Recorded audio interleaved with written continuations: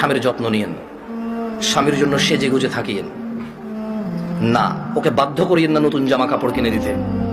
আপনার যতটুকু জামা কাপড় আছে ওখান থেকে সবচেয়ে ভালো জামাটা রান্না বান্না শেষে জোহরের নামাজ পড়ে সবচেয়ে ভালো জামাটা পরিয়েন। আপনার বাসায় যে অমুক তেল লাগবে তমুক তেল লাগবে চুলে দেওয়ার জন্য ওকে বাধ্য করিয়েন না। যেই তেল আছে চুলে যদি তেল দেওয়ার অভ্যাস থাকে ওখান থেকে একটু তেল নিয়ে মাথা আছড়াই নিয়েন। আর আপনার উপস্থিত যে জামা কাপড় আছে ওখান থেকে ভালো জামাটা পরিয়েন। স্বামী যখন ঘরে ঢুকবে মুচকি হেসে ওকে সালাম দিয়ে রিসিভ করিয়েন। ও যদি সালাম দিয়ে ঢোকার জ্ঞান রাখে, যোগ্যতা রাখে, অতটুকু ইবাদত করার যদি ওর মন মানসিকতা থাকে তো থাকলো, আর নাহলে আপনি ওকে রিসিভ করেন হাসি মুখে। ও গোসলে যাওয়ার আগে গামছা লুঙ্গিটা টয়লেটে দিয়ে আসিয়েন।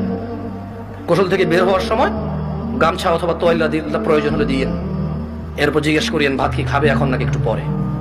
যদি বলে যে পরে খাবে কিছুক্ষণ পর আবার জিজ্ঞেস করেন ভাত খাবে কিনা। ও যদি পছন্দ করে যে ওর বাবা মা বোন এদের সাথে ভালো আচরণ করা যদি ও পছন্দ করে আপনার পক্ষ থেকে, আপনি ওর বাবা মা বোন এদের সাথে ভালো আচরণ করিয়েন। ওরা যতই কটু কথা বলুক আপনি ওর বাবা মা বোনের বিরুদ্ধে ওর কাছে বিচার দিয়েন না।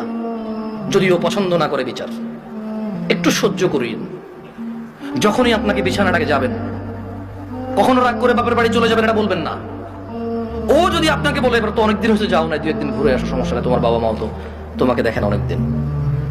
আর বাপের বাড়িতে চলে গেলে 1-2 দিনের মাথায় বলিয়েন চলে আসবো নাকি। ও যদি বলে চলে আসো তাহলে ও যাবে অথবা আপনার বাবা এসে দিয়ে যাবে, আপনার ভাই এসে দিয়ে যাবে, অভিভাবকের মধ্যে কেউ একজন এসে দিয়ে যাবে আপনাকে।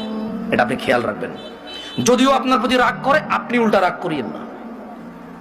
আপনি একটু ইতস্ত হয়ে একটু নার্ভাস ফিল করিয়েন। আধা ঘন্টার মধ্যে যদি ও সরি না বলে আপনি সরি বলে আবার ওর সাথে মিলিত হয়ে যান। আপনার স্বামী যদি বোকা মানুষ হয় তাহলেও ও আপনাকে আস্তে আস্তে পছন্দ করবে ইনশাআল্লাহ। আর যেই স্বামী ভালো সেই স্বামী সবসময় চিন্তা করে আমার বউটা যদি একটু কটু কথাও বলে, ও যদি একটু কর্কশ হয়, ও কোনো পুরুষের সাথে কথা বলে না, চরিত্র নষ্ট করে না, এমন মহিলা রেখে দেওয়া যায়, ওকে পোষা উচিত, যত্ন করা উচিত।